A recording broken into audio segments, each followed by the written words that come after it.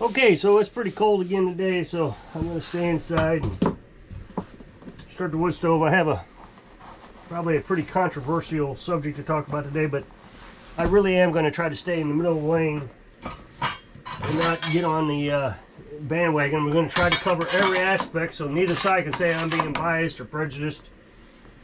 But real quick update. Last night well, you know, same routine. I'm trying to keep that generator running so we can have that little space heater running in the water tank box. It's a 200 watt space heater, and so I changed the oil yesterday morning at 6 a.m. and ran it for 25 hours. So at 7 a.m. this morning I changed the oil again. Now, I have that little magnetic dipstick in it. This is where I want to go with it. Normally, you know, when I run it for 3 hours, shut it off, run it for 3 hours, like I can rub that dipstick and I get about an inch worth of metal flakes. I mean, it's like, I don't know, it's like a pencil mark. So I get about an inch. Well, last night after that 24-hour or 25-hour run, I did it, and I only got about maybe an eighth to a quarter inch. So a lot less metal wear just running it. You know, it's that starting that every now and then, you know, having to start it is what causes the most wear. Okay, so I've been trying to stay out of the politics of all this up there in Minnesota. And I'm going to still try to stay out of the politics of what's going on in Minnesota. Sorry, we had a slight interruption there. Girlie and I got into a trash can fight. I knocked it on her and she got up and moved around. So we'll I'm just going to clean the glass here. I'm not really cleaning it, I'm just kind of polishing it up. I know last night I had someone tell me the finer arts of sophisticated glass cleaning, but what I'm trying to do, and I've said this before, is use my blowtorch to clean it, and then I can just knock off the dust from it. That blowtorch is doing a really fantastic job cleaning it. I don't have to use ash anymore, and a big long process. So back to this Minnesota thing. I really tried to stay out of it. I didn't talk about the woman in the car, any of it. First of all,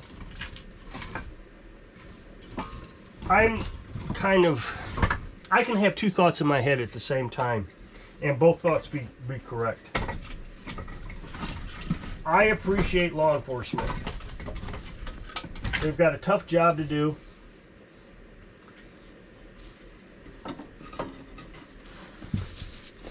And I wouldn't want to do it. Plain and simple. That being said, I can have two thoughts in my head at the same time and they both be true.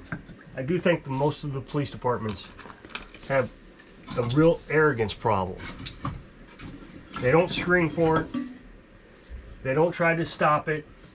As a matter of fact, I think they hire based on arrogance.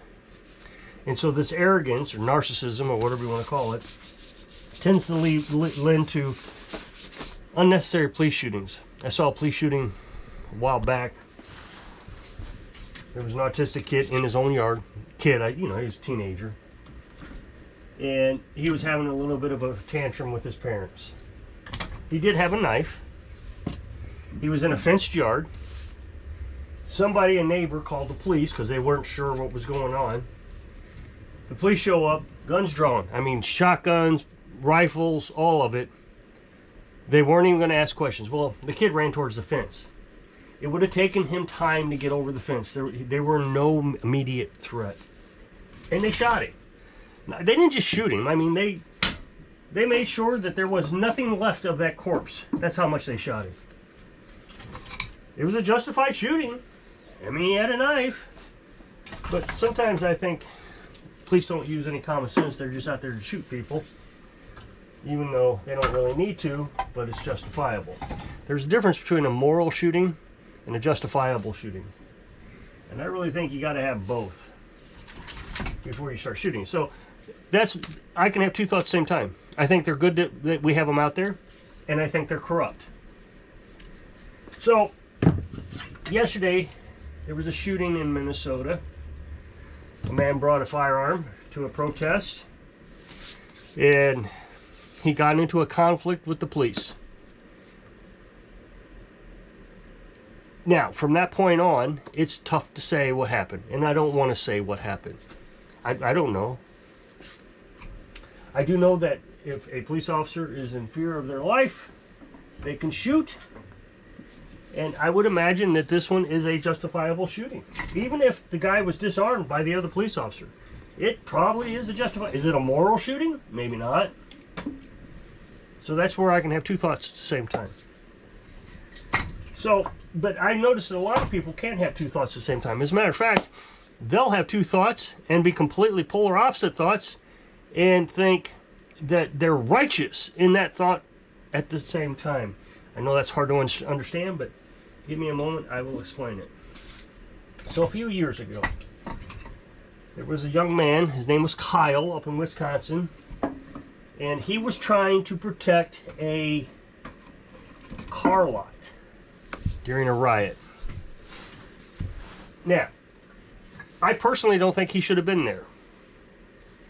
As a thinking adult, I would have condemned him, but he wasn't a thinking adult. He was a thinking teenager. Now, I know he's 18. That considers him adult, but he was a teenager. And teenagers don't always make the best decisions.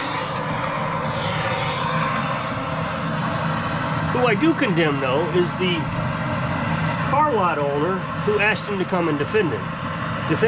I do think he is responsible, but anyway, so this Kyle, he gets up there in the car and he's protecting these cars, and some guy threatens his life. He shoots the guy. He shoots another guy. He shoots at somebody else. He tries to flag down the police. He's arrested, turns himself in. He's held in jail for a year without, he couldn't afford the bond or whatever. So he was found innocent of any, whatever. It was a justified shooting. Was it a moral shooting? No, he shouldn't have been there. Was it justified? Yeah. That's my opinion. Did he have a right to take a gun there? Yep. And I fully support that right. So, when you heard the commentators, the preppers, and I know everything because I'm the master of my domain in the world, and they all cheered Kyle Rittenhouse. I mean, they cheered him. I was glad he got off, but I wish he hadn't have been there. But the Second Amendment advocates and all that, they cheered him. Well, of course, the other side, who were anti-gun, thought, he was a terrible person, called him terrible names that I don't want to mention because I don't want to get my channel demonetized. And they hate guns. They do everything they can to ban guns. Okay, well that makes sense. You got the one side cheering him. That's totally logical. You got the other side that hates guns. Totally discrediting everything. Okay, that's logical. So now we have another riot going on in Minnesota. And again, I've tried not to get into politics of this, although I do think there's a lot of politics involved.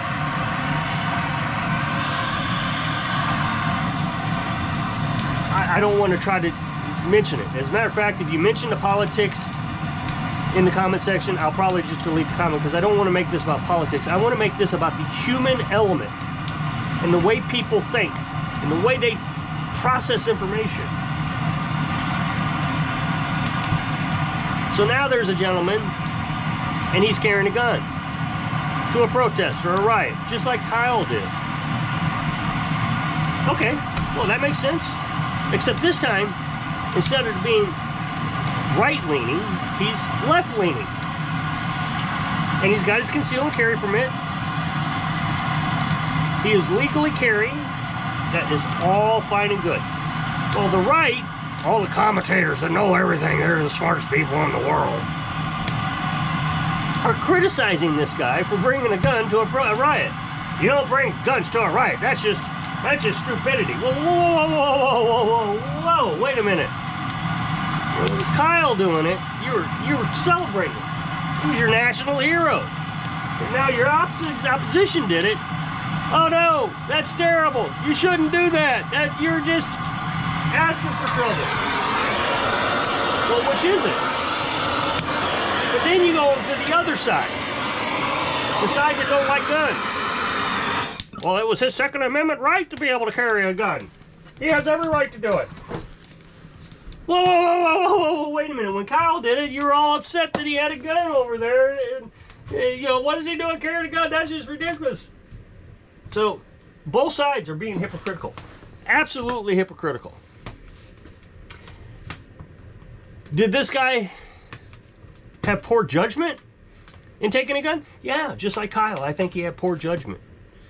Did he have a right to do it? Yeah, he had a right to do it, but it was poor judgment. Now, here's where things get a little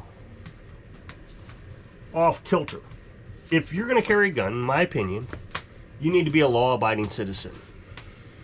I know that's just a word people throw out, but a better way to put it is you need to be the politest man or woman in the room. That means if you get into a position where you want to lose your temper, or you want to do something that is inappropriate, or you want to flip somebody off, you shouldn't do it.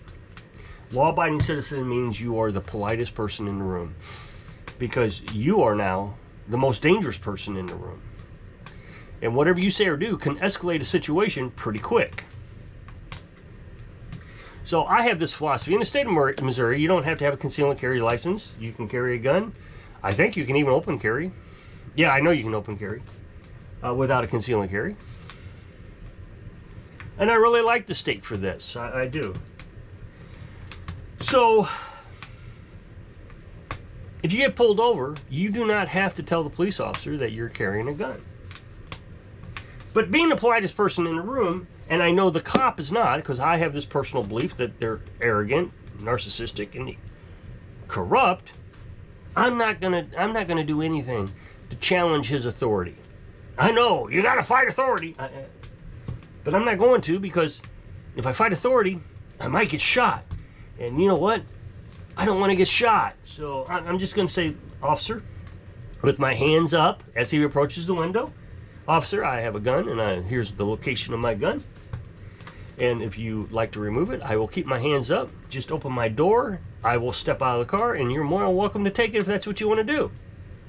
And then we can proceed from there. Whatever he wants to do, he can do. That's the politest person in the room. I think the police are corrupt. I think police want to shoot me. They don't know if I'm a criminal or not when they pull me over, so they're just going to assume I am. And then if they see a gun while I'm reaching over to get my registration or something, or get my license out of my wallet, and they see the gun, they might shoot me. And I don't want that. I want to have my hands up so they know that I'm not a threat.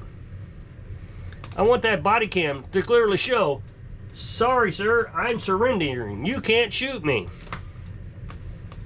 So, when we look at this guy up here in Minnesota, was he the politest guy in the room? And the answer is no. He was absolutely not the politest guy in the room. So does that make him a law-abiding citizen? In my mind, no, it doesn't. So he went from law-abiding to citizen, carrying a firearm, which is I'm totally fine with. I don't care what side of the aisle you're on. You can carry a firearm. But when he was told to get off the street, and he didn't follow a lawful order. So now he is a criminal. They can arrest him for that. So they arrested him. Now he is resisting arrest with a firearm. This makes him a felon. You can't do that. If you have a gun and you are fighting, and even if the police officer just thinks, he's reaching for his gun, that's all he's got to do. That's a justified shooting. Is it moral? Maybe not. I don't know. But it's justified. So he went from law-abiding citizen to criminal in just a fraction of a second.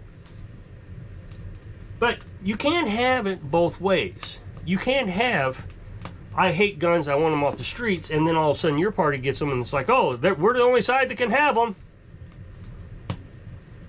And the other side carries the guns, and we can do it when we shoot somebody, but they can't have guns.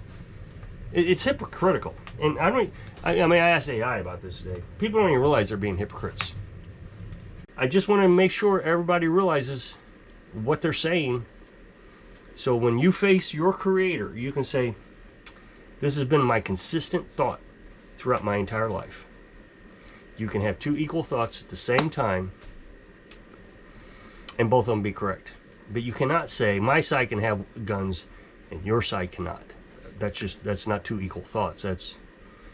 That's an imbalance in fairness. So if you'll click this up next box, take the video over to my other channel. It's a brand new video today. I really appreciate it. Go check it out. So I hope I can inspire you to keep clear thoughts so you can live your dreams. Thanks for watching.